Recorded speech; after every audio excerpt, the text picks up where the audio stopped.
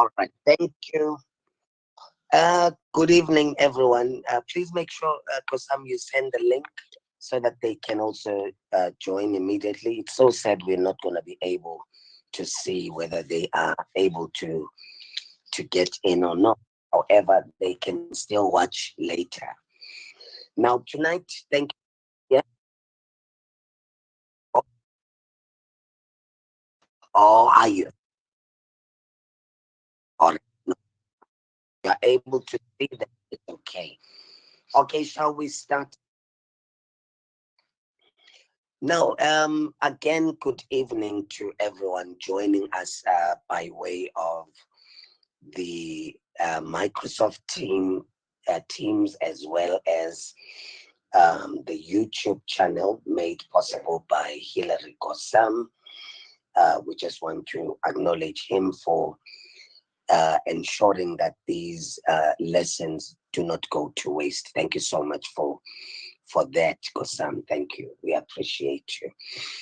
We'd like to also welcome everyone joining us over YouTube. It's so sad that we had to let go of certain people because of certain issues that had to come up. But since technology is enabling for multiple ways of dealing with issues, we sadly had to opt for the easiest way in order to enable that all of us to become a part of this particular presentation. The reason why I am pushing this hard, I know you are exhausted. I am exhausted too. I am pushing this hard because as of next week, our internal exams, that is from grade 8 to 11, will kickstart. And you know, English is always among the first papers to be written. So our exam in my school begin on the 14th, and that's paper 1. The 16th, that will be paper 2. So marking is going to be taking a lot of my time, and hence I will not be able to be with you. And marking for paper 1, grade 12, resumes next weekend, and I might go there. So around the time when the marking begins at that level, I will not be able to have any session because marking at that level is quite draining. So therefore, I might as well push as I can. So that's why yesterday we did Life of Pi. And I need to also warn this group that if you are not going to participate, then we might as well call it quits as we have with yesterday's group. And then on Monday, we are going to have the Othello group. And on Wednesday, we're going to have the Crucible group. And then on Thursday, it's all of us back again with the literature essay. And I will see what other poem to look at now. No, not other poem. I think we have gone through all the poems. What I want to at least give attention to is how to deal with the unseen poem. And thereafter, I know I would have done everything, and the rest will have to then go back to the archives and rewatch the videos. Because please do send later the name of your channel on which these learners can be able to watch and download if they want to download what we have done. Now, in today's session, I want us to look at your literature essay topic. This is from the 2021 November exam paper. A very interesting question which was put out there by the examiners. So we'd like to also acknowledge the DBE in today's presentation as one of the driving forces behind what we do. So now, the first thing our essay topic brings to our attention is that of deception. So deception is the art of deceiving through particular actions that are also misleading. So we are looking at a way of doing that deceives the other. And then number two, we are looking at manipulation. When you use certain things at your advantage to get some people to do certain things or to believe certain things, when you play on their emotions, you begin to be manipulative. So in this particular essay topic, we realize that deception and manipulation are twins. You cannot separate the two. So then they become the center of the tragic consequences in the play. So central to everything that goes on in Hamlet, two things are responsible for the consequences that we see. Number one, we see that deception is one of the things that opens people to a tragic consequence, and manipulation. So, in our discussion today, we are going to look at how deception and manipulation are central to the tragic consequences in the play. Now, central to the tragic consequences. So, in my discussion, I cannot avoid discussing the central aspect of deception and manipulation to the tragic consequences. So I need to also point out what these tragic consequences are and how are we able to see the deception as well as the manipulation that takes place. Now, you are to critically discuss the extent to which you agree with the above statement. Now, there was a question as to whether or not will I be correct for disagreeing, fully disagreeing? Will I be correct for partially disagreeing? And will I be correct for, partially agreeing? And will I be correct for agreeing in totality? Now, the fact that you have been asked to discuss to the extent to which you agree, I think you should feel free to take any stance in the matter.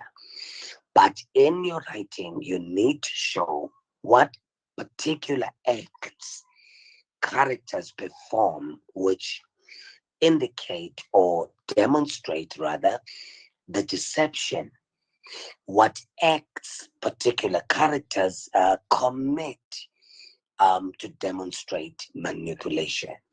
And as a result, what are the tragic consequences? If a consequence by nature is the end product of something done, then the tragic consequence is the byproduct that brings one to a state of death.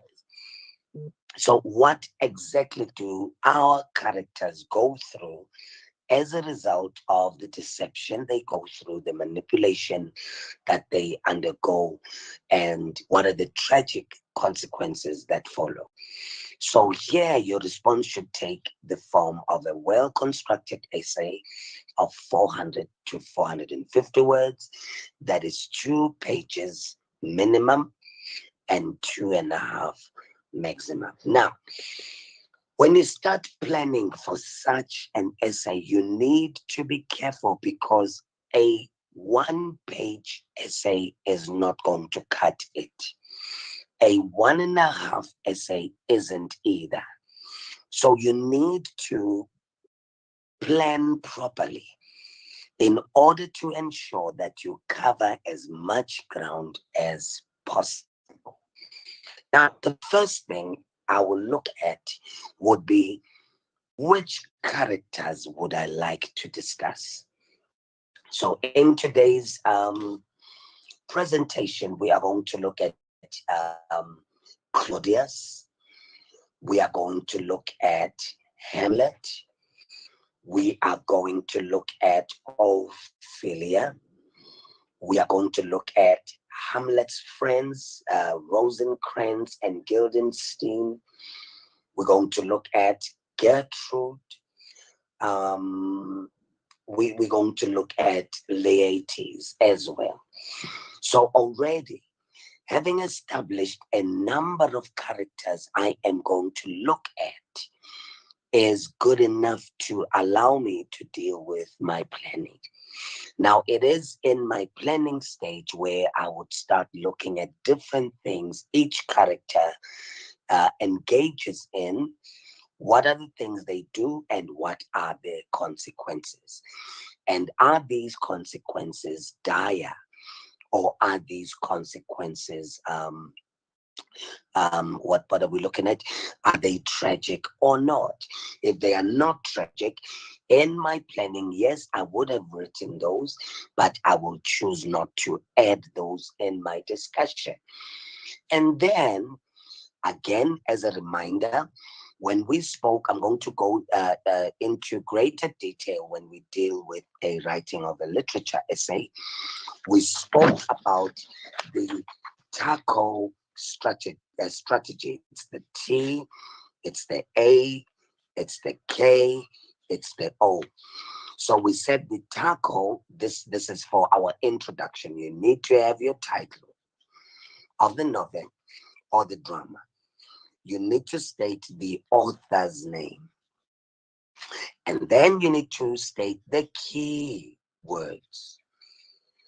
Now, the key words here would be, in summary, what this particular drama and what, no, let's not say drama, but what this particular play is all about, or what this particular novel is all about. And in my outline, I will then rephrase my question and state what it is I am going to do.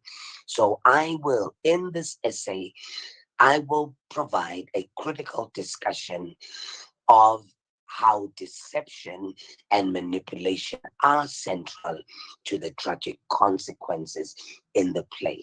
This is going to be achieved by first discussing Claudius. Secondly, a discussion on Hamlet and his behavior. Thirdly, this essay is going to focus on discussing Polonius, and then move on to discussing Ophelia, Gertrude, Rosencrantz and Guildenstern, and then finally Laertes. You have provided a very clear, concise outline in order to enable the marker to know exactly how your argument is going to build. Now, I want us to start with our antagonist. Now, remember, we have your protagonist, that is our main character. So our protagonist in this case is Hamlet. And then the antagonist would be Claudius. So our antagonist in this case appears to be a very gracious man. He looks very gracious. He looks loving. He looks very much sincere. But we are able to see that in his outward appearance of looking gracious and able and wise, we are able to see that he is a corrupt, a selfish, and a ruthless villain. So underneath the outward appearance, we see the true nature of this particular king. he is a very corrupt person. How do we know this? The fact that he engages in regicide where he kills the king, his brother, and then immediately marries his wife, places him on a point of corruption. The second thing about him is the fact that he is selfish. He didn't even have time to wait for his brother to die a natural death. So he induced the brother's death in order for him to come in and be installed as a king. So there's a sense of selfishness there. There's a sense of him being a ruthless villain, a ruthless thief. I mean, a villain is that which or whom takes things that don't belong to him. So he is ruthless. How he has killed his brother is very ruthless. I mean, the fact that you can even think of what kind of an opium to use to kill someone. I mean, thinking about the process it takes for you to think about what it is you're going to need to kill someone is truly a ruthless act.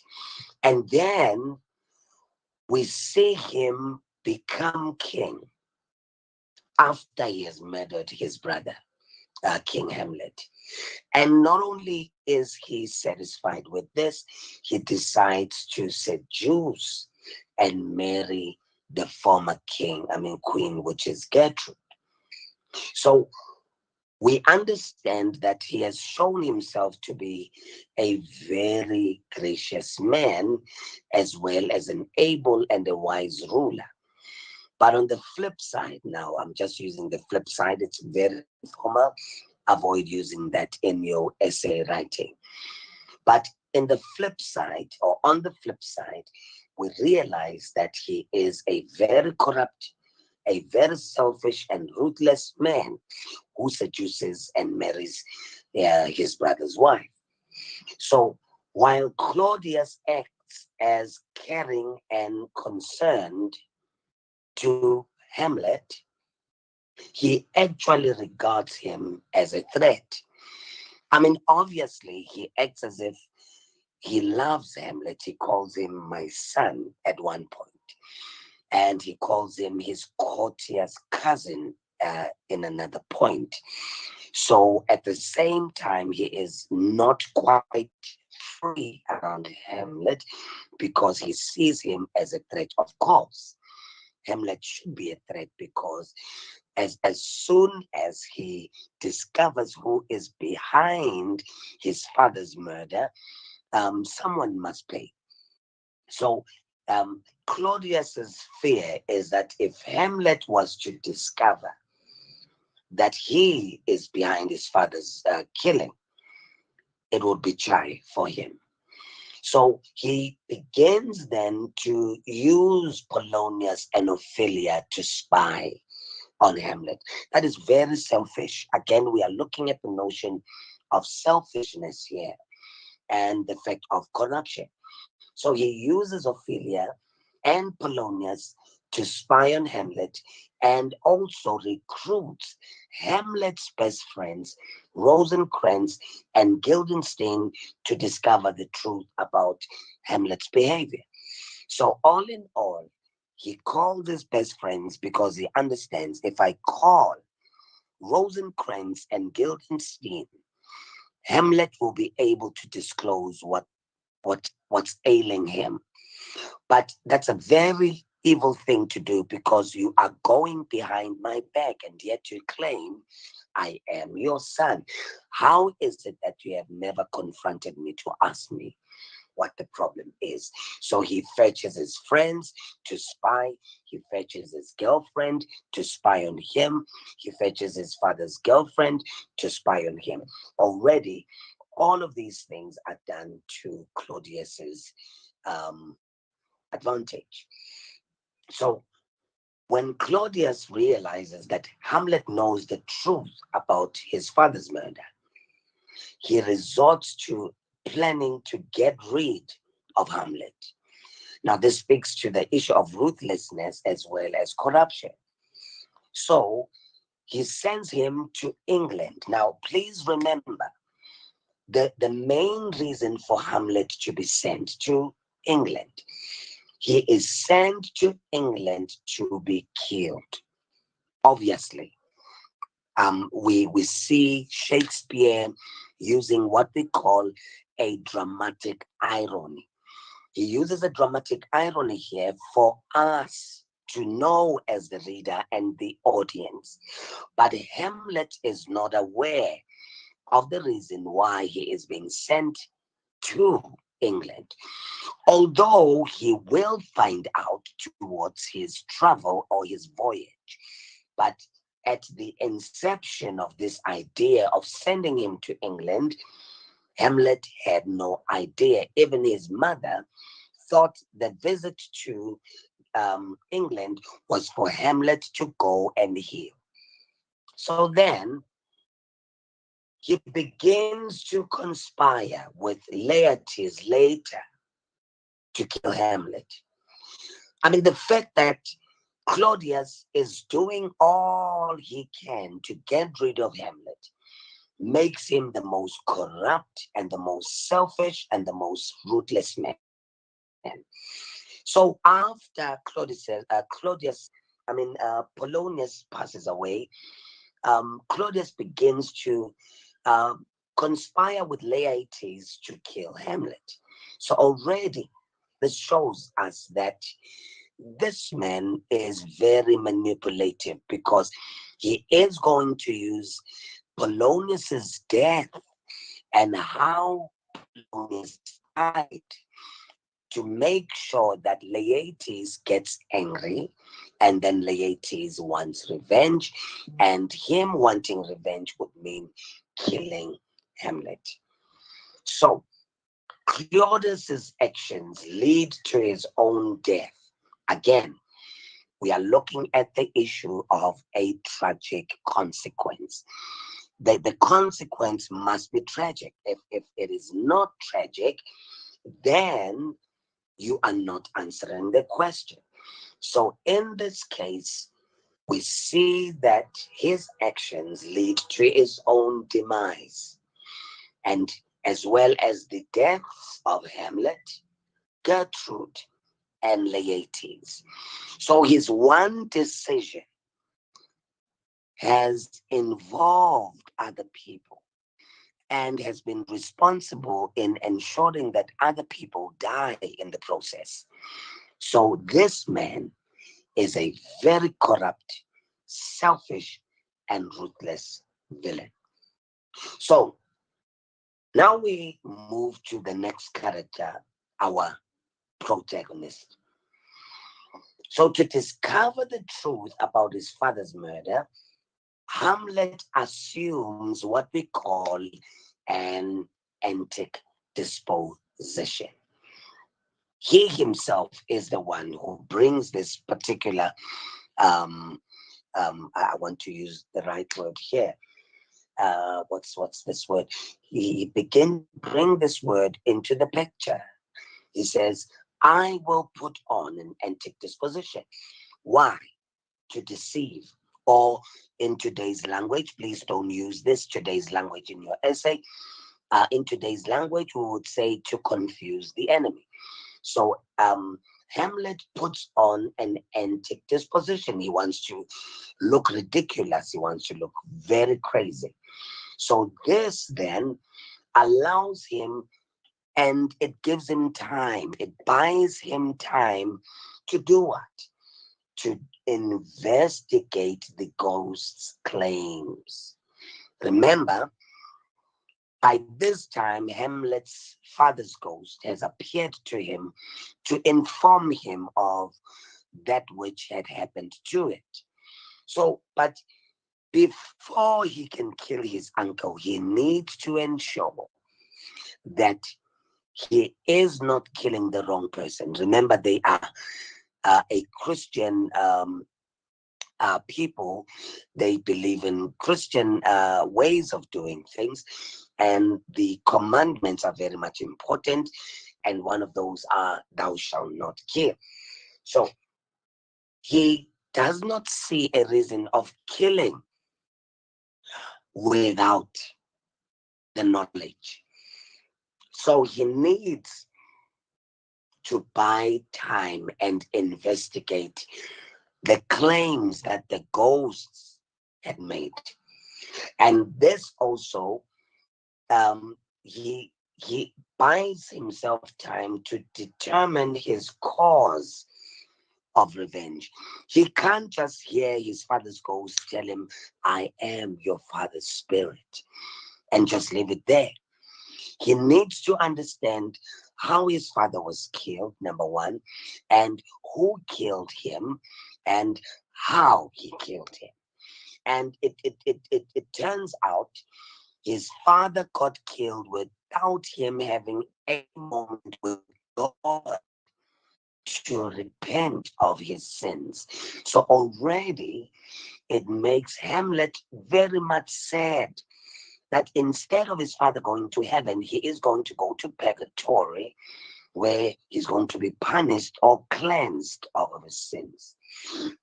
So already, him putting on an antic disposition allows him to buy time to investigate what the ghost says, to ensure if the ghost is not deceptive and that the ghost is not manipulative, and at the same time to determine which cause of revenge he needs to undertake. So Hamlet's extreme behavior and pretense, I want you to listen to this one. His behavior is very much extremely out of the norm. And as a result, it leads him to a great pretense. But now, while his extreme behavior and pretense are very important in the confusion of the enemy, the negative side of these is that they lead to his cruelty and rejection of Ophelia. Remember, he needs to look like a clown. So even the issues of, or the matters of the heart need to be out of the way in this case, because if he looks like he is in love, he is sure not going to be able to accomplish the plan. So he needs to confuse even the lover of her life, Ophelia, whom he loves. So sadly, in the process, again, we are looking at tragic consequences. He kills Ophelia's father, Polonius, when he discovers him spying behind the arras. So Hamlet knew all along that there was something about this man, or Polonius. There's something about him. And now he finds him behind the arras, listening and eavesdropping his conversation with his mother. And it drives him mad. And he thinks behind the arras is this crazy man, Claudius. He plunges his sword, and sadly, Polonius gets stabbed. So now we then see that unfortunately Polonius was in the wrong place at the wrong time. So his fact of his love for for spying has brought him where he is. Now, then we move to the next thing that I want to bring to your attention again, which is what we call the murder of Gonzago. Now, the murder of Gonzago is a story that is acted by the players.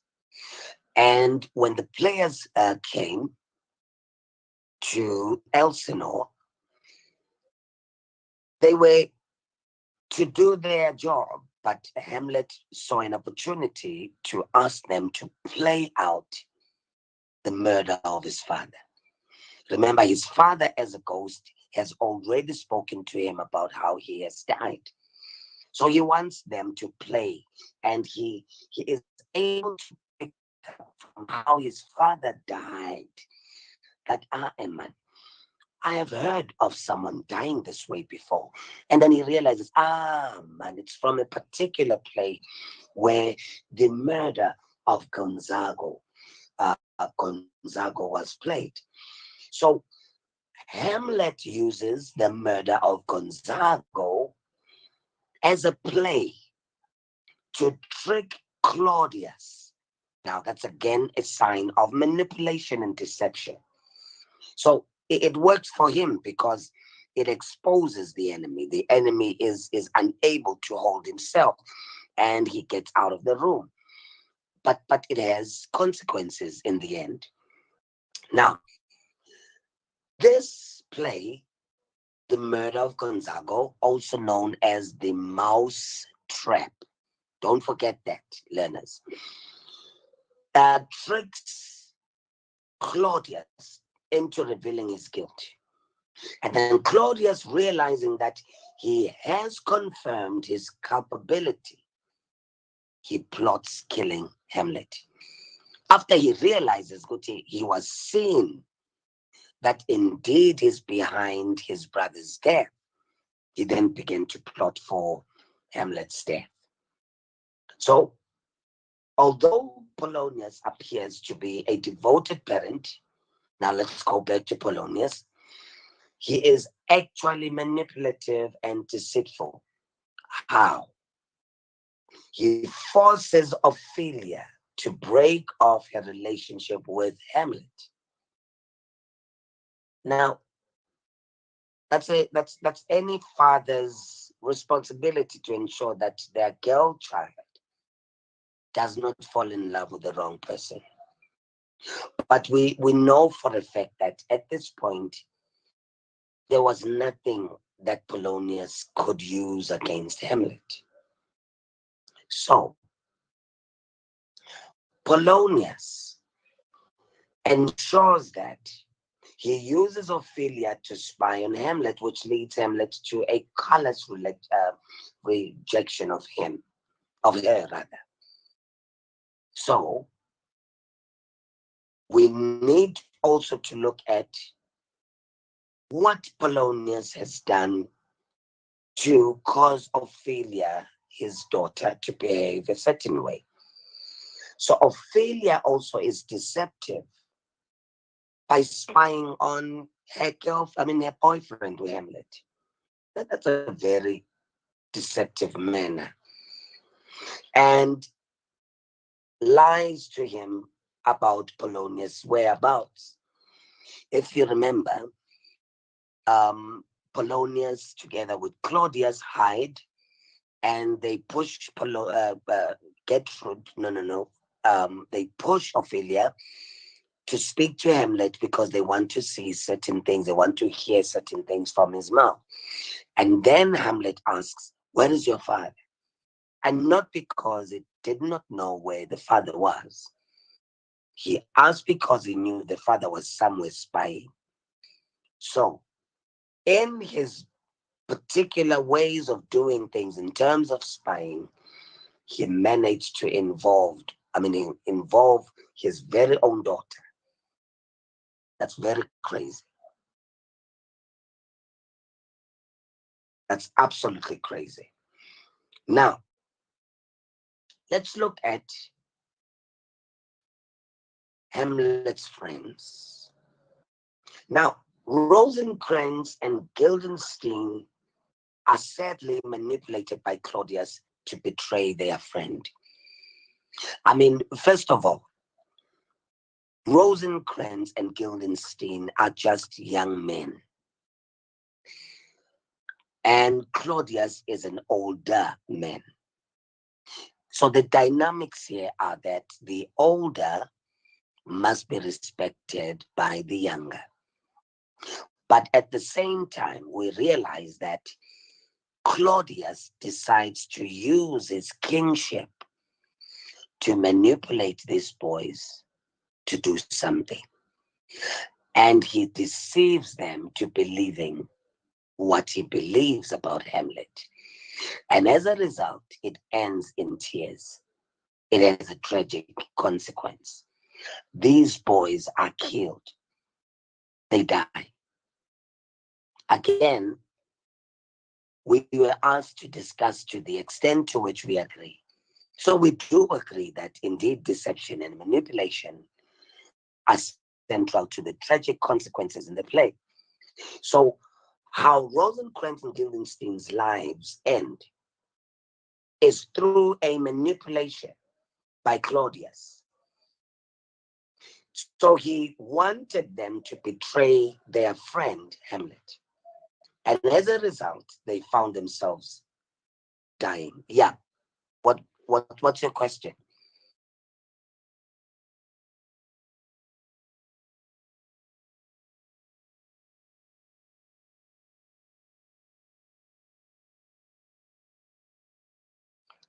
Okay, I don't understand your question.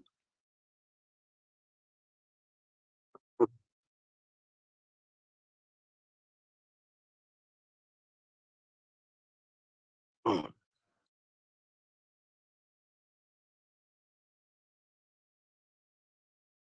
Oh, okay. I think I get what this person now an anti disposition. Now the madness that Hamlet begins to emulate, or the madness Hamlet begins to display, is first as a result of a personal decision. So if he has spoken to his father and discovered who is behind his father's death, he even uses the words, "Oh, my prophetic soul." We get a sense that already his soul was prophetic. It could tell who was behind his father's death. So in order to get to kill or to get his father's murderer to pay for their sin, he had to put on a disposition. And this disposition is called the antic disposition, a disposition of madness.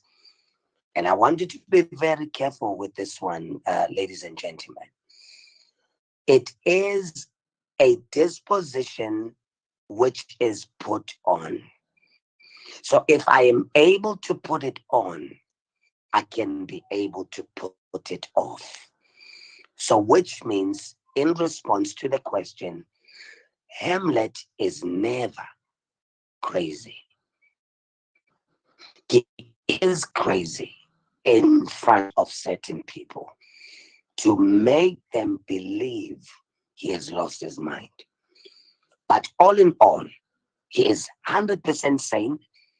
And sometimes he acts in a way that he confuses the reader because you end up not knowing whether is he crazy for real or he's playing, because there's a thin line between his um, craziness and his sanity. So the person who has asked the question, I'm not sure if I'm able to answer the question. Please do check if they are answered. Hamlet is not at all crazy. He acts crazy in order to confuse his enemies. He's able to put on the craziness in front of Gertrude, um, Polonius, and his stepfather.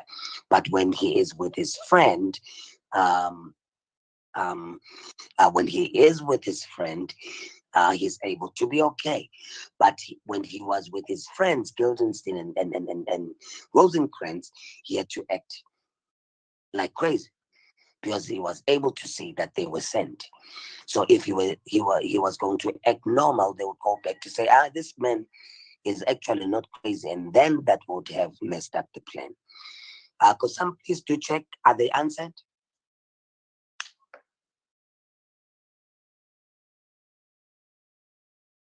Okay.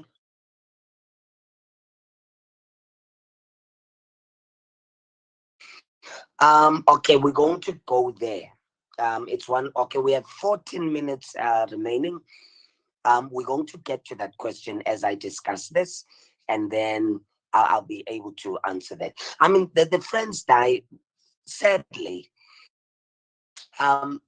Sometimes when a plan go wrong, it's like you invite a friend you want to kill and you put poison in their drink, and you are not aware that they see you put poison in their drink. And then they walk in, they ask you to go get something, and then they swap your glasses.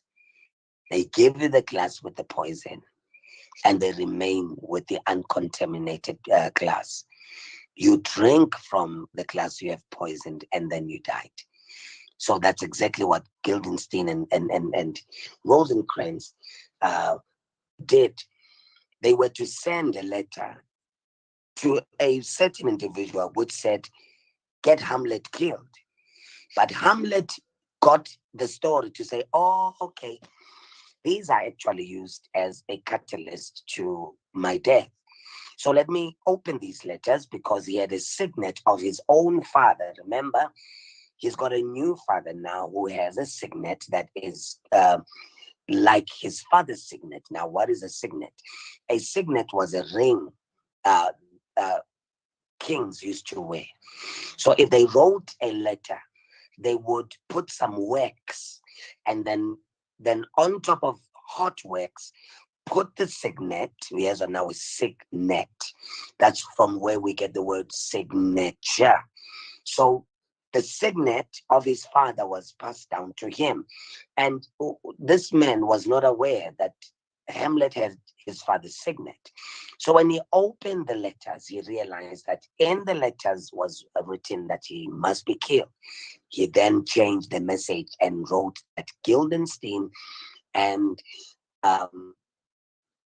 Rosencrantz must be killed. And he put wax and put his signet. So when it got to the people and they read the letters, then Rosencrantz and Guildenstern had to be killed. As a result of they are being manipulated. Again, tragic consequences because of deception and manipulation. I hope they are answered. I need to finish this question so that in the next hour we do the contextual questions. Please let me know if we still have more questions, but we'll carry them over into the second session. Now, let's look at Rosencrantz and Guildenstern. One thing I need us to make note of is the fact that they are Hamlet's friends. I mean, what do you expect from a friend? You expect a friend to protect you, expect a friend to love you in different situations. But in this case, we realize that the friends of Hamlet were manipulated by Claudius to betray him. So he sends them to their deaths when he realizes their treachery. So after Hamlet realizes their treachery or their betrayer, he sends them to their death. He takes the same letters they carry with the message to have him killed. He opens them up, he changes the message, and he closes the letter.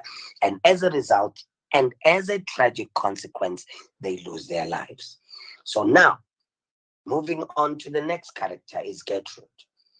Now, Gertrude might have committed adultery with Claudius. Okay, what is adultery? When you are married and you decide to steal yourself with somebody else. So, how would we consider this adultery? It would be adultery because it's hardly 3 months the old Hamlet had died. So, she might have committed adultery with Claudius while still married to old Hamlet. Now, that's one argument a lot of teachers don't like discussing with learners. But the truth is, the speed rather, with which the marriage took place between Claudius and Gertrude makes us wonder if these two were never at any point adulterers. So we can argue that at certain points they might have. I mean, the ghost refers to her as the most seeming virtuous queen. So this means Umkulu had some knowledge of something that he never communicated with anyone. How would you call your wife the most seeming virtuous? Your wife is supposed to be virtuous. She's supposed to be mannered. She's supposed to be without spot, without any blame, without any sin. But you refer to your own wife as the most seemingly virtuous queen. So she becomes a victim of Claudius's deception. I mean, when someone is in love, they can easily be deceived. So she is deceived into thinking she is loved. And yet, we can safely say Claudius never loved this woman. He was after the position. So to make this woman quiet and her son quiet, he had to marry the mother. Now let's look at Hamlet again.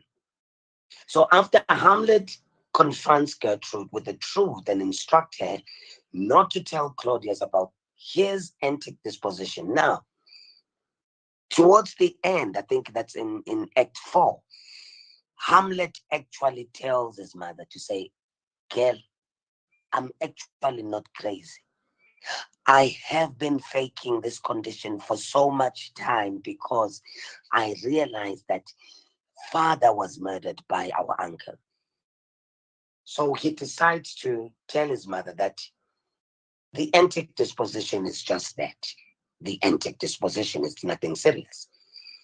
So then, in turn, again, Gertrude deceives Claudius into believing that Hamlet is indeed mad and that he has killed Polonius as a result of his madness.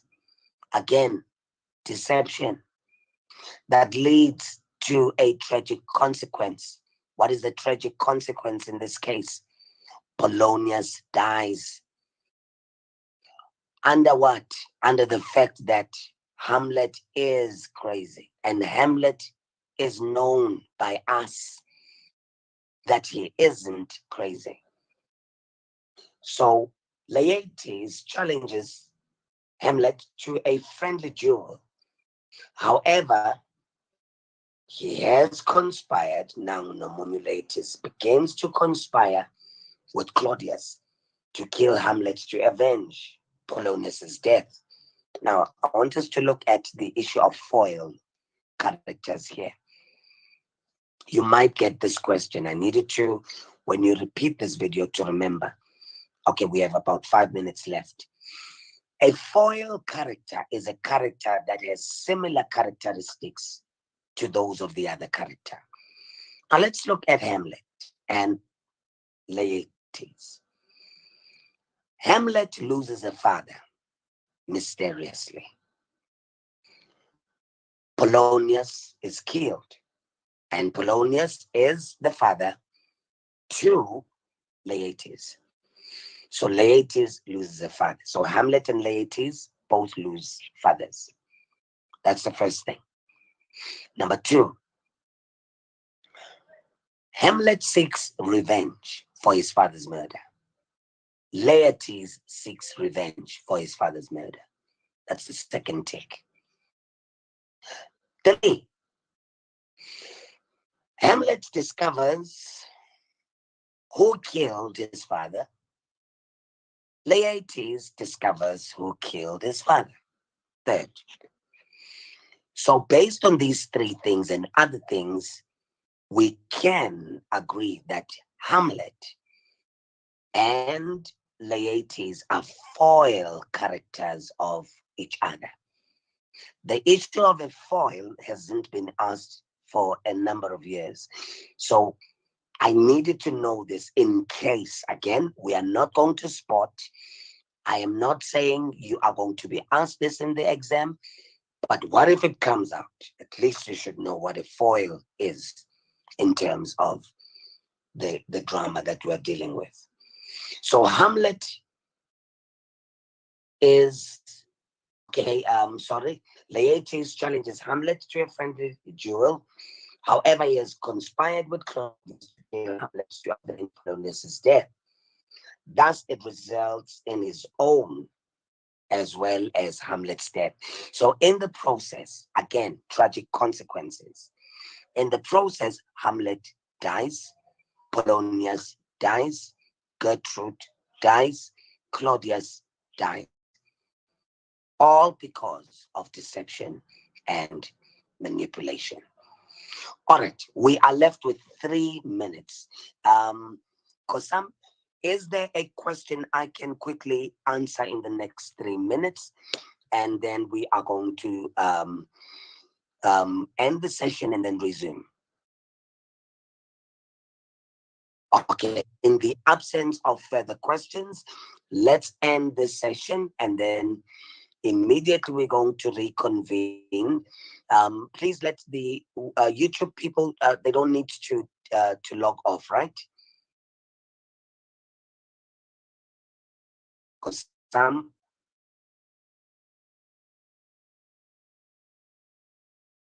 Kosam.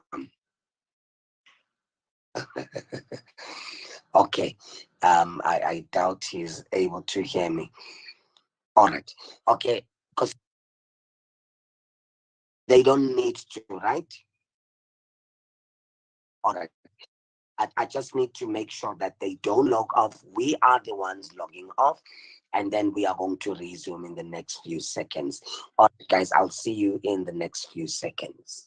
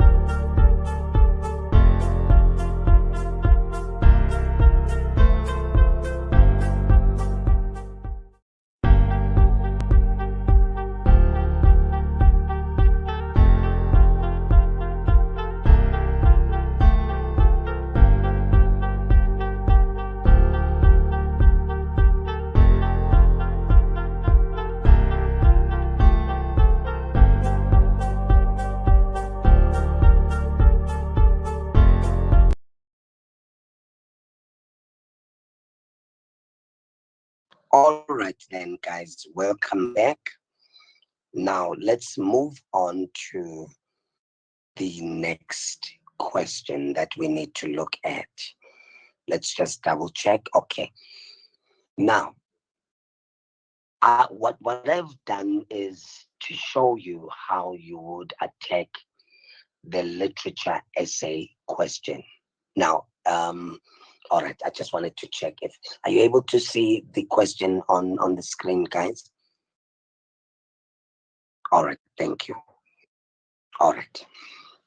So what's going to happen now is, if the essay topic was found to be difficult, then you would then have to do question number 11, because you have a choice to either do question 10, which is essay question, or question 11, which is a contextual. Now, Mbata, if you can please read the extracts for me, please.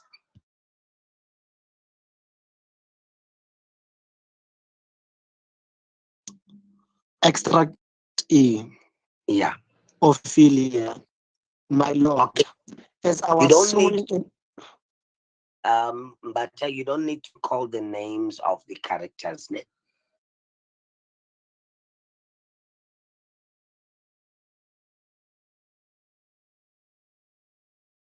My lord, as I was sewing in my closet, Lord Hamlet, with his doublet all embraced, no head upon his head, his stocking fouled, ang- anger trade, and down gived to his ankle, pale as his shirt, his knees knocking each other, and with a look so piteous in purport, as if he had been loosed out of hell to speak of horrors, he comes before me.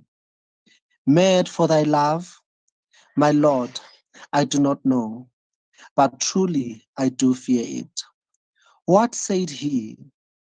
He took me by the wrist and held me hard.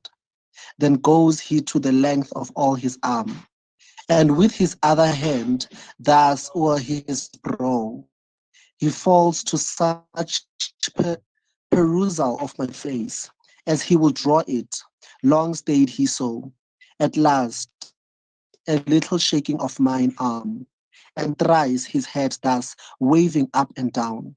He raised a sigh so piteous and profound as it did seem to shatter all his bulk. Continue. And and listen, and end his being. That time he lets me go. And with his head over his shoulder turned, he seemed to find his way without his eyes. For out our doors he went without their helps, and to the last bended their light on me. Come, go with me. I will go seek the king.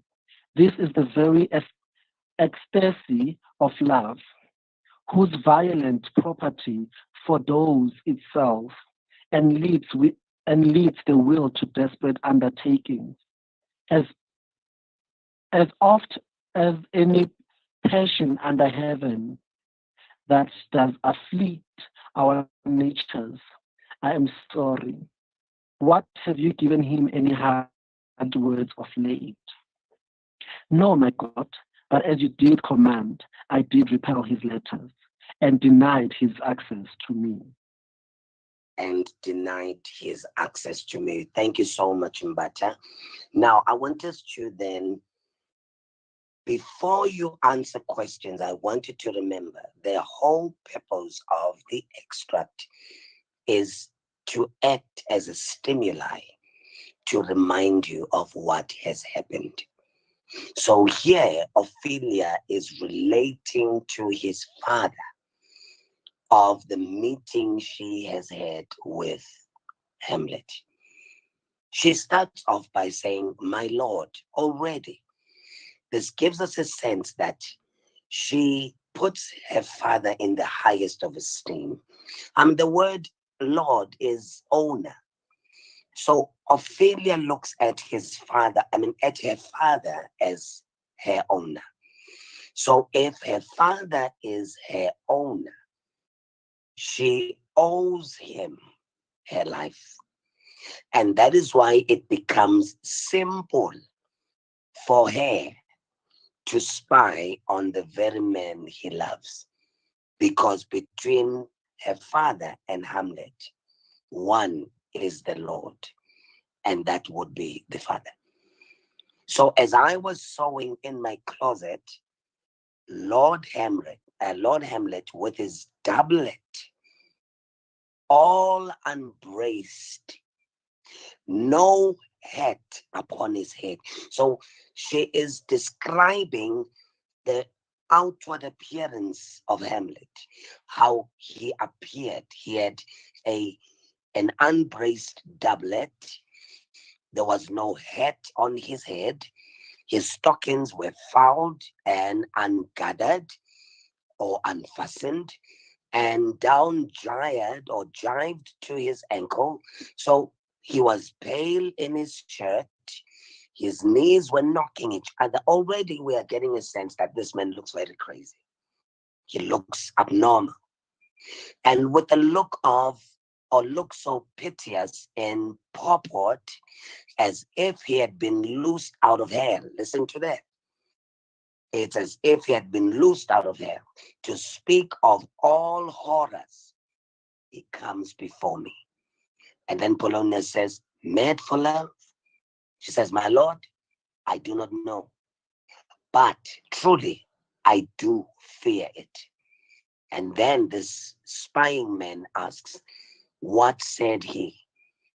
Then Ophelia says, he took me by the wrist and held me hard. Already, how she holds her is something new. Then goes he to the length of all his arm. He goes all the way. And with his other hand, thus over his brow, and falls to such perusal of my face. And as he would draw it, and then long stayed he so at last a little shaking of mine arm, and thrust his head thus waving up and down. Think of that. His head is waving up and down. He raised a sigh. So it's like he said, ah. So the sigh was so piteous and profound, as it did seem to shatter all his bulk and his being. That done, he lets me go, and with his head over his shoulder turned. So think of his head over his shoulder, turned the other direction. He seemed to find his way without his eyes. I mean, it means he had his eyes closed. For out doors, he went without their helps, and to the last bended their light on me. Then Polonius says, come with me. I will go seek the king. Again, the nature of a man whose job is to spy wants to tell the king at the mention of these news. So this is the very ecstasy of love. Now, Polonius says, I see this man is madly in love. This is why he's acting this way. But the ecstasy of love is violent, and it leads the will to desperate undertaking. So people in love get to desperate things that they would do. And as oft as any passion under heaven that does afflict our natures, then he says, I'm sorry. What? Have you given him any hard words of late? And she says, no, my good Lord. But as you did command, I did repel his letters and denied his access to me. That's the typical nature of a girl child towards his father. Now let's look at 11.1 for 3 marks. Again, please do remember your lengths of answers. Account for.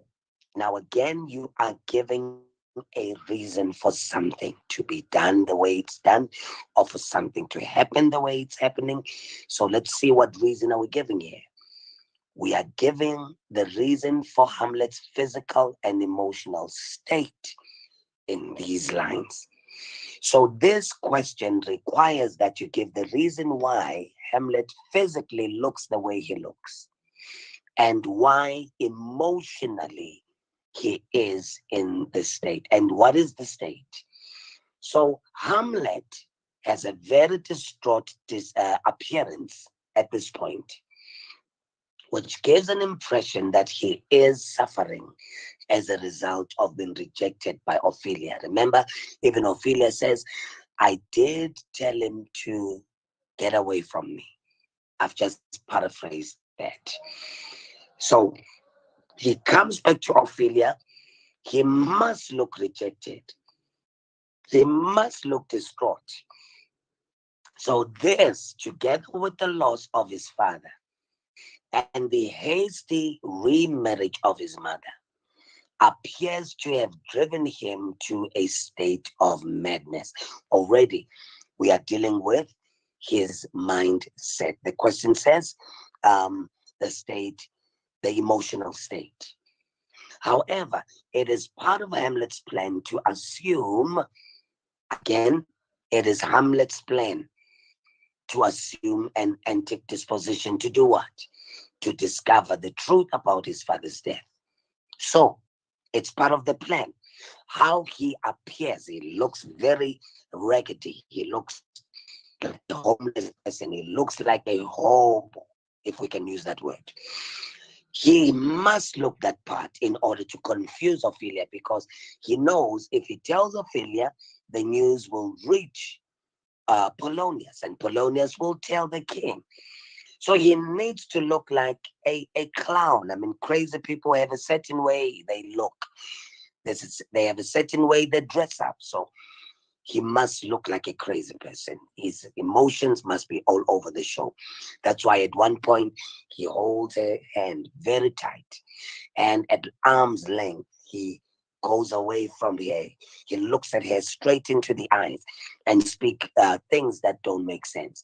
So in this question, you had to discuss and give a reason for his physical state and his emotional state. Let's go to 11.2. Do we have any question on YouTube?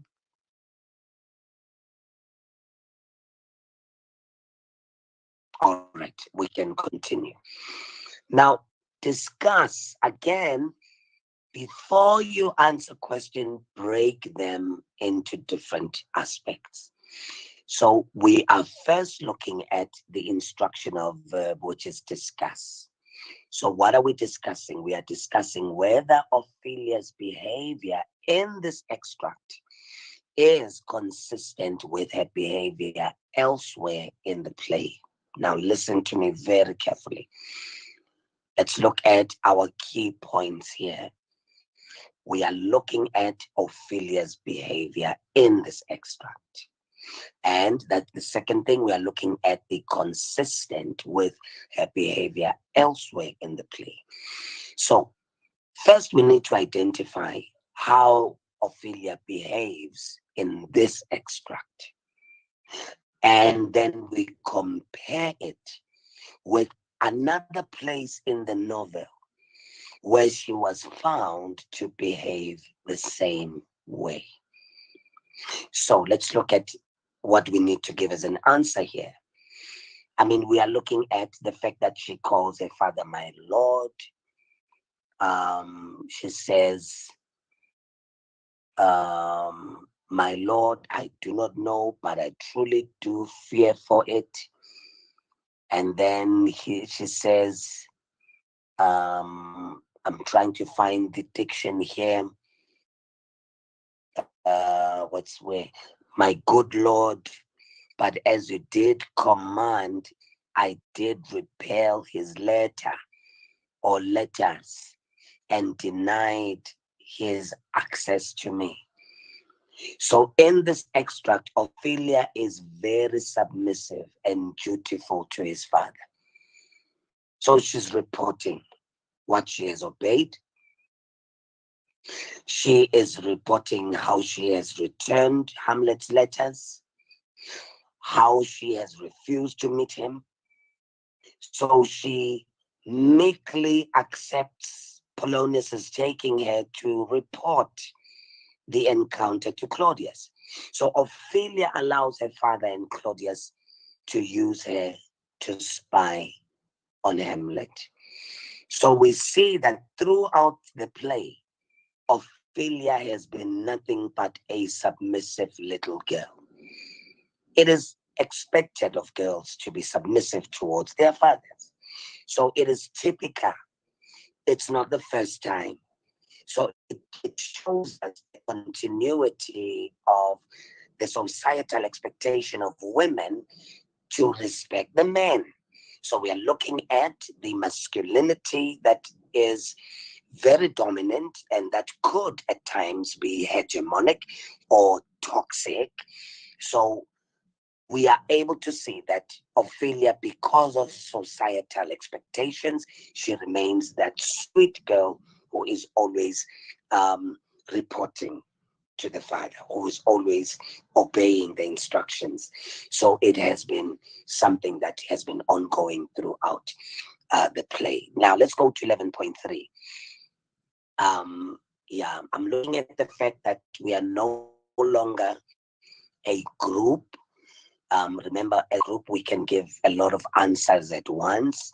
But in this case, I only have two people, so I will not open room for answers. But if you do want to answer there, you can put up your hand, Mbata and Kosam. But looking at the time, I would really not want to go there. But for the purposes of those watching, I'm trying to make things easy, those watching by way of YouTube. Now let's go to 11.3. Refer to lines 27 to 33. Now, please make sure you always go to the line reference that is provided. So here you're looking at 27 to 33, which begins with come, go, and it ends with words of late. All right. Let's look at that line. That's Polonius's line. Come, go with me. I will go seek the king. Already that tells us he wants to go in and do his job. He's a spy. He needs to go give feedback to the king of what he has seen. This is the very ecstasy of love whose violent property foredoes itself and leads the will to desperate undertakings as oft as any passion under heaven that does afflict our natures. I am sorry. What? Have you given him any hard words of late? Right. Explain is our instructional verb. What are we explaining? We are explaining what these words reveal about Polonius's character. Now, at this point, Polonius is very excited. I mean, he wants to go and seek the king. He is eager to tell the king. He's enthusiastic because he thinks he has discovered the true reason for Hamlet's odd behavior. I mean, it's a discovery that he has made. He wants the king to know. His psychopathic nature is evident in his desire to integrate himself with Claudius by providing him with explanations for Hamlet's madness. So at this point, he feels his rich research has matured. He has reached an understanding of why Hamlet acts the way he acts. So he is excited about the discovery. He wants the king to know about the discovery. And at the same time, he shows that he is an uncaring parent. I mean, what parent would discourage their daughters from being in love? So he shows the qualities of an uncaring parent, one who doesn't care about his children. So already we get a sense that he places his job before his children's needs. Yeah, Kosam?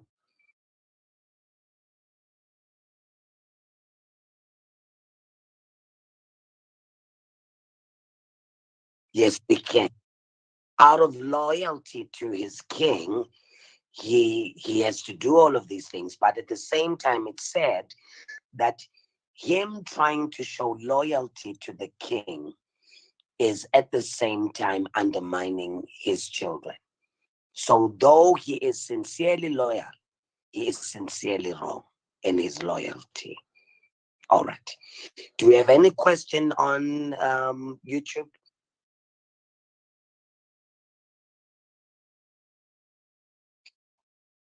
Okay, let's continue then with the next extract. All right. Mbata, can you see?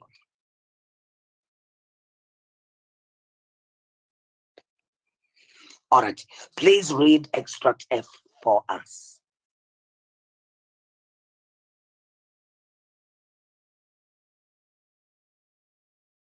Um,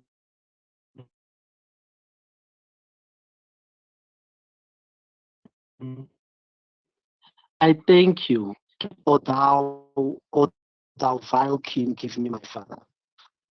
That drops of blood that's calm proclaims me bastard cries, cuckold to my father, brands the harlot. Even here between the chaste and unsmeared brows of my true mother, he moves towards them. The queen throws herself in his path. What is the cause, ladies? That's why my rebellion looks so giant-like. Let him go, Gertrude. Do not fear our person. There's such divinity doth hedge a king. That treason can but peep to what it would. Act little of his will. Tell me, ladies, why thou art thus incensed, let him go, Gertrude. Speak, men, where is my father? Dead, but not by him. Let him demand his fill. How come he dead? I'll not be juggled with to hell allegiance, vows to the blackest devil, conscience and grace to the profoundest pit. I dare damnation. To this point I stand, that both the worlds I give to negligence. Let come what comes, only I'll be revenged, most thoroughly for my father. Ladies, I must commune with your grief, or you deny me right. Go but apart. Make choice of whom your wisest friends you will, and they shall hear and judge. Twixt you and me. And they shall judge and hear twixt you and me. Now, twixt is another word for between. So an old way of saying between. So he is saying between you and me, people will be able to judge. Now, we need to place this extract in context. Now, again, boys and girls, when we deal with the placing of an extract in context, the following things must be done. I need to at least identify events that has taken place before what I have read. Number two, I need to discuss what is happening in the extract and who is involved with whom and what is the end of this particular activity that we find. So here, Laertes has secretly returned to Denmark because he seeks revenge for his father's murder. Laertes has been joined by a group of followers who proclaim him as king. Now remember, the proclamation of Laertes as king is not in this extract, but it is part of the events that lead to where we are.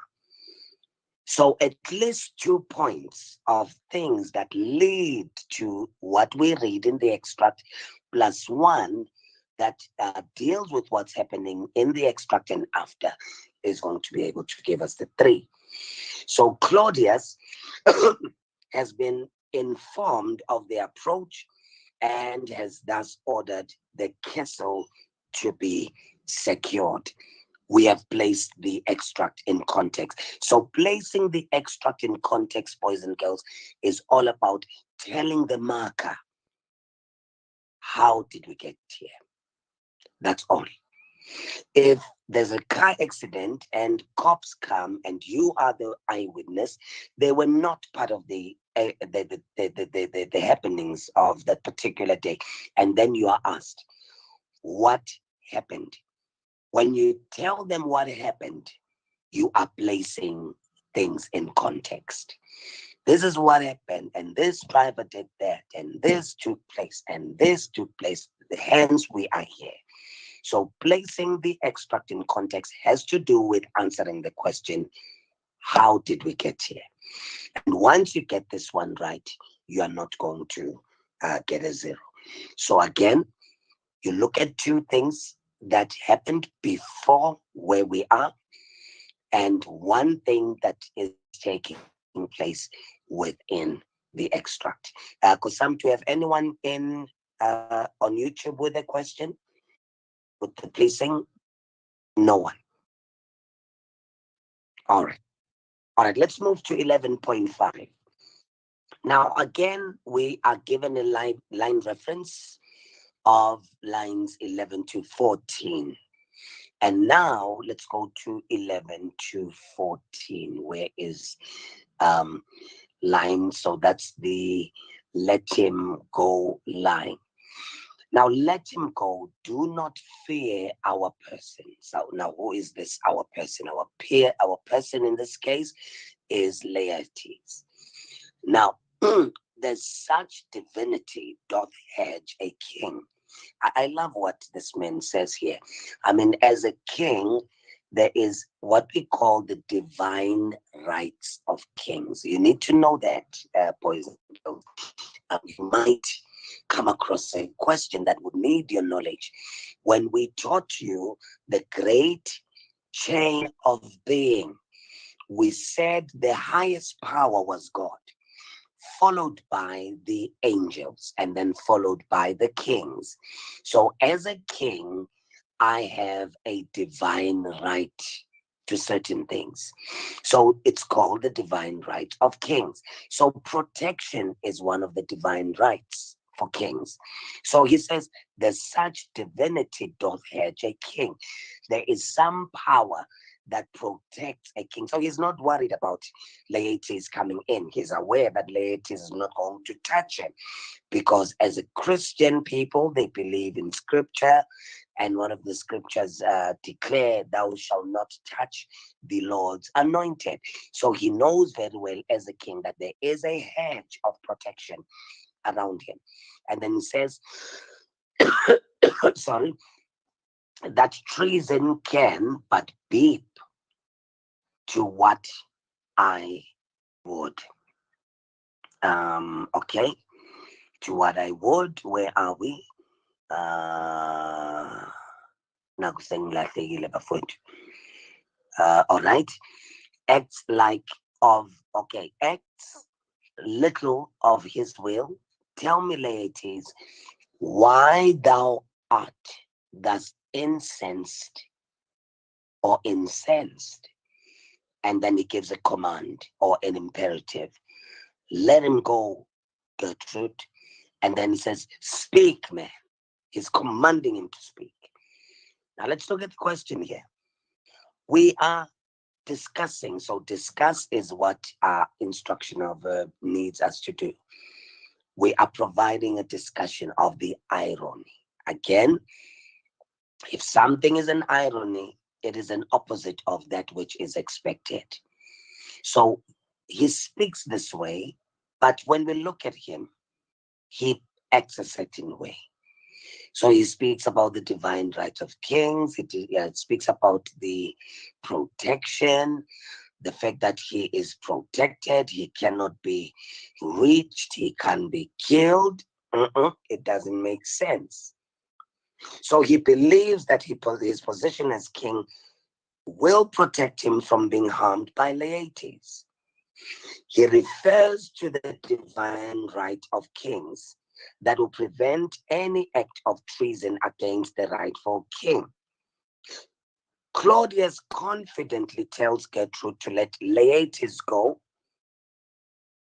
And this is ironic, as Claudius is not the rightful king of Denmark. He's not the rightful king. The rightful king in this case is supposed to be Hamlet, because after his father's death, he's the one that's supposed to come in.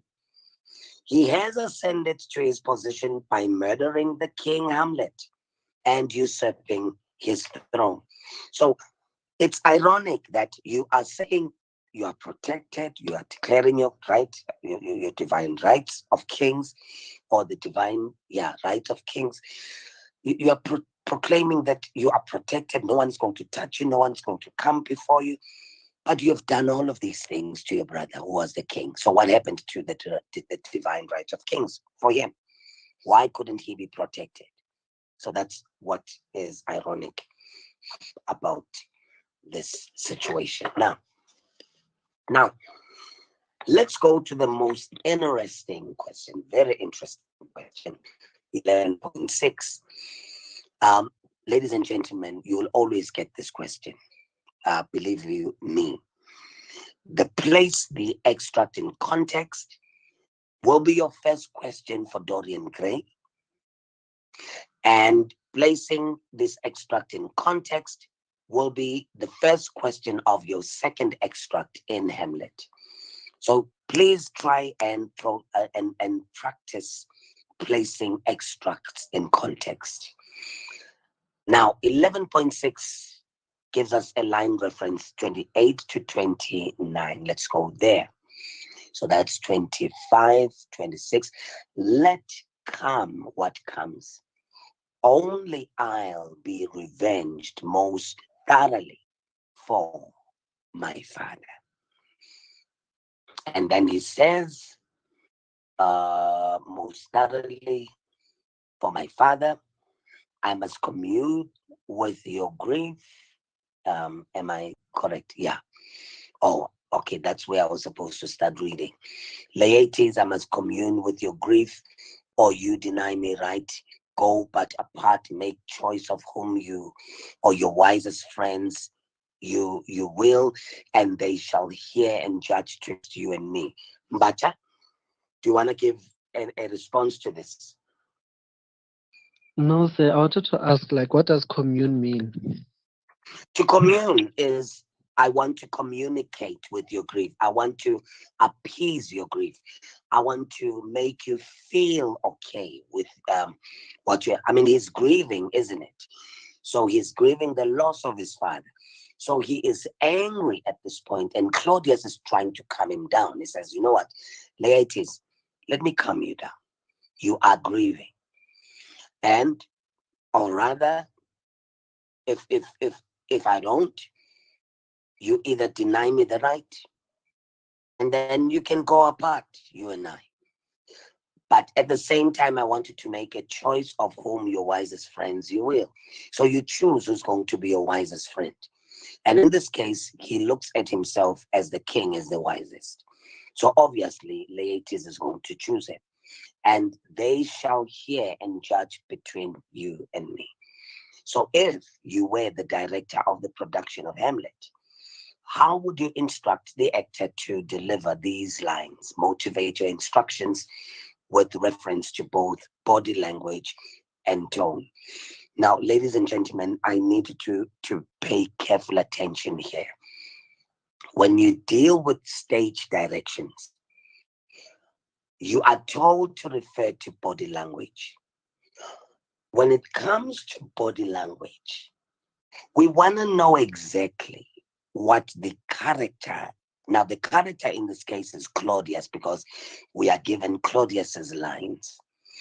We want to know what is Claudius going to do with his body language. Don't just say he's going to sit up straight. No. Tell us, what is he doing with his hands? What is he doing? What are his shoulders doing? What is his head doing? his facial expressions. What is he doing? And then we are looking at the tone. Now, please be careful. The tone does not refer to how high or how low the voice is. So you can't say he's going to shout the following words. No. We want to know, is he saying this in an angry tone? Is he saying this in an negative tone? What tone is he saying it in? Now, Claudius might put his hand on his heart. I mean, he's trying to convince Laertes. He says, Laertes, I really need to calm you down.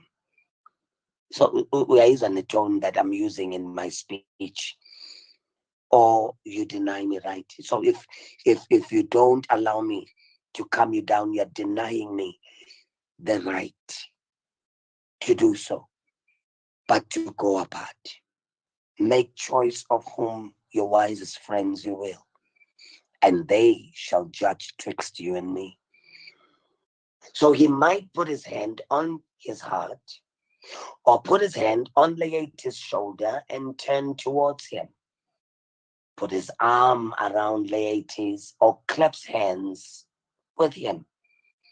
His tone would be sympathetic because he has lost his father, right? He has lost a father here.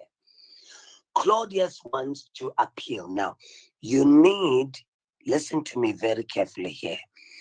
You need to give a reason why. Yes, you have told us about the body language. You have told us about the tone. But you need to give us a reason why you would have chosen that particular tone and that particular body language. So in this case, we would say Claudius wants to appear to be heartbroken by Polonius's death. So in order to avoid Laertes' anger and wrath, he needs to act this way. So I have given a reason for why he would use a particular tone as well as a particular body language. Any questions, Kosam? Or are we still okay? We're still okay. Now let's go to 11.7. 11.7 referred to line 8. He moves towards them. The queen throws herself in his path. Using these lines, or this line rather, as a starting point, and based on your knowledge of the play as a whole, critically comment on the nature of Gertrude's loyalty. Already, your guide line here is the phrase Gertrude's loyalty. We have seen throughout the play how Gertrude has been loyal to the king. She has been loyal as a wife, and she has been loyal as a mother in the nation. So we are going to discuss this after hearing the question that Kosam has. Before Kosam poses the question, I just want to clarify what this question needs us to do. Based on the knowledge of the play as a whole, we need to critically give a comment on the nature of Gertrude's loyalty.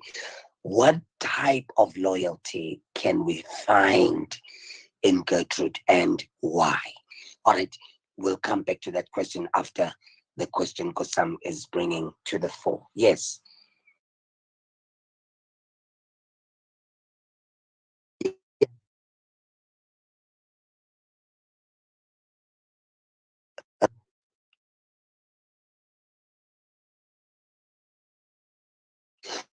Yes, it is incorrect when you don't start with it. It can't start with the king. Is that the question? Am I answering the question there?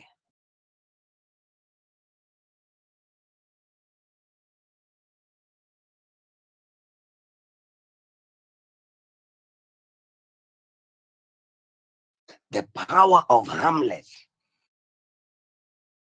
No. Yeah. say that last part.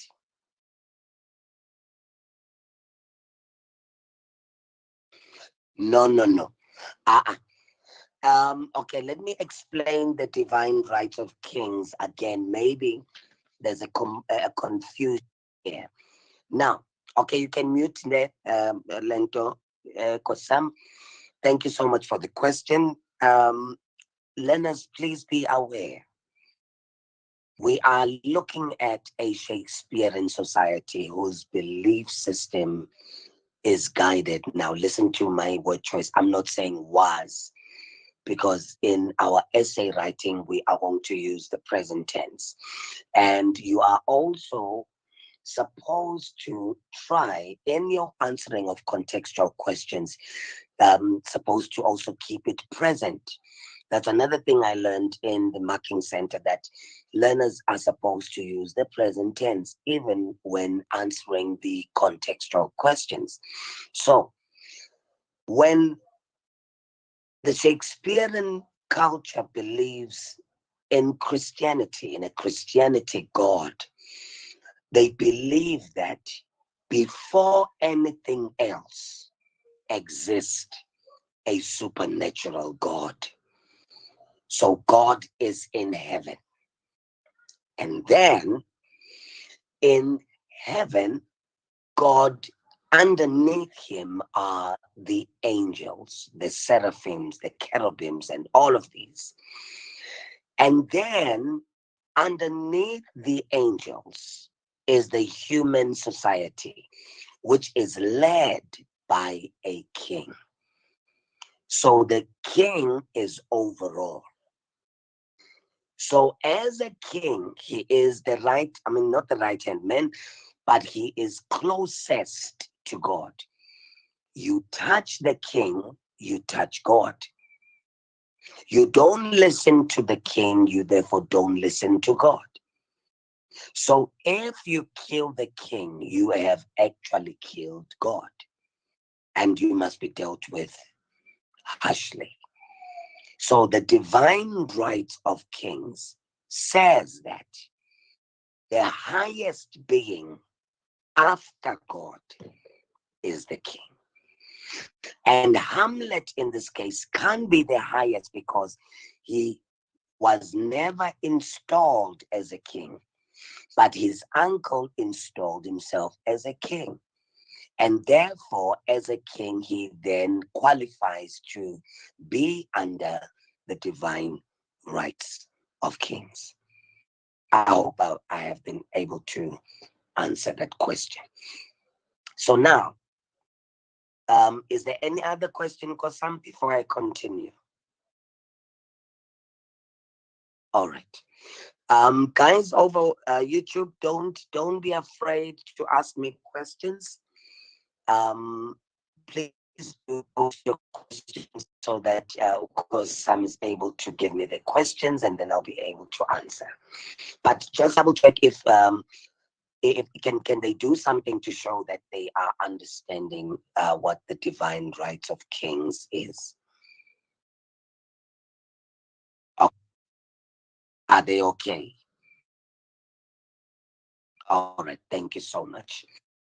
Now let's go to 11.7. He moves towards them. So you are looking at the comment, a critical comment on the nature of Gertrude's loyalty. Now, at this point, Gertrude appears to be loyal to Claudius as she tries to protect him when he is threatened by Laertes and his followers. Obviously, he's the husband, so she needs to protect him.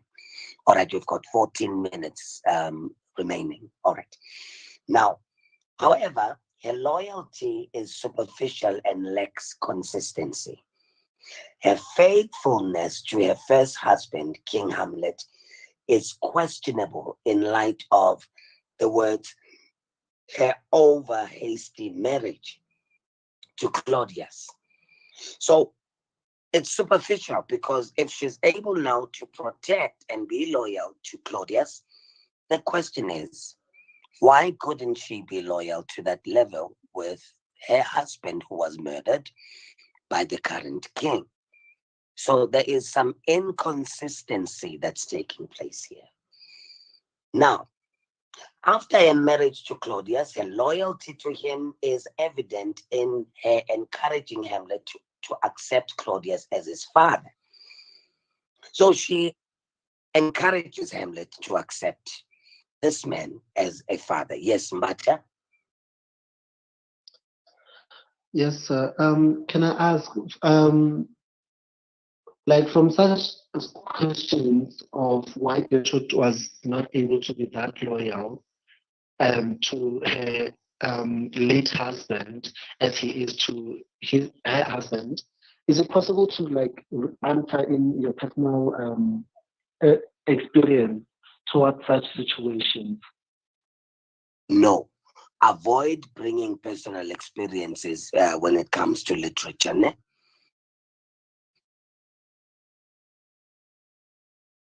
Did you get that? Yeah. Just stick to the text and what happens in the text. Once you go that route, you are taking what we call a creative route. That is the paper 3 type of a route that you will take. And in most cases, it's not credited. So avoid using that. So we are looking in this question at how she has shown, okay, is asking if you can explain what. Okay, I did not see that. Let me try and see. Explain. Okay, explain again. Katlego, what am I? Yeah. Okay, you know what I'll do? Let me send something that they can read on the divine rights of kings. Yeah, because I'm looking at the time and we need to sum up. So, Katlego, I will send something on the divine rights of kings, and maybe it should be able to clarify some things in your mind. Now, let's look at 11.8. Lines 26 to 27. Let come, where are we? Let come what comes, only I'll be revenged most thoroughly for my father. Critically discuss how the concepts of revenge and duty are linked in the play. So here we are looking at the play that is based on the idea that sons are duty bound to avenge the deaths of their fathers. So that's where duty and revenge come into play. So children are duty bound. It's their duty to make sure that they avenge their fathers. It's a normal thing to want to avenge your father. If somebody killed your father and you discuss or discover they killed your father, you're not going to stay there and just be passive about it. You would want to take action. So this is where we're going to deal with the issue of foil characters. Now, I'm sure you're able to see that we are dealing with foil characters, even if they never spoke about foil characters. So you need to be able to pick up this type of a question and look at the marker location. We're looking at 4. So here, you'll need to discuss how Laertes wants to avenge his father, how Hamlet would want to do that, how Fortinbras would want to avenge his father. And all of these people are foils of each other. So you need to show in your discussion how they see their act of vengeance as a duty, as a responsibility that they carry as sons to ensure that they avenge their father's deaths. So, ladies and gentlemen, this brings us to the end of tonight's session. Hamlet. We are resting tomorrow, guys. I'm exhausted. I need to rest. And then I will let you know whether I'm going to have something on Sunday. I'm thinking of bringing Othello to Sunday and The Crucible to Monday. And then on Wednesday and Thursday, we do the writing of a literature essay looking across the literature that we have, from your Othello to your Hamlet, Crucible, Life of Pi, and The Picture of Dorian Gray. And that would be our last session next week. Since I'm about to kickstart with the marking of my grade 11s. And once I start marking, I am not going to have time. So what I'm going to need you to do, as you are listening, if you have questions regarding anything, please send me a message and I'll be able to answer you. And sadly, we will have to do it this way the next time, unless some of you do video call me so that I can see you, especially those from the schools I teach SIP in. In those cases, I will be able to remember who they are and I will send the links to them. But for now, I won't be able to send the links to our next meetings, to avoid the invasion that's been taking place for the past 2 days. We do apologize if there are parents watching. We do apologize for this. We couldn't even avoid it. We tried all security features. We tried removing the people, but it seems we still have the undercover agents who are in our groups who share the links with the wrong people who come in and disturb. So for now, we're going to keep it via YouTube with only the learners I know. So for petite learners, they will need to video call me so I can remember them. It is with them only, plus my learners, that I can share the links because I know them. The others whom I do not know, unfortunately, will have to be joined by way of Ilentole, YouTube. I hope I did manage to help you tonight. We will see you on Sunday and Monday, Wednesday and Thursday being our last 2 sessions. Thank you so much for joining us. Thank you so much, Kosam and Mbata, for reading, and Kosam for ensuring that the other people are able to see and be a part of the discussion. In fact, the presentation. Thank you and have a great night.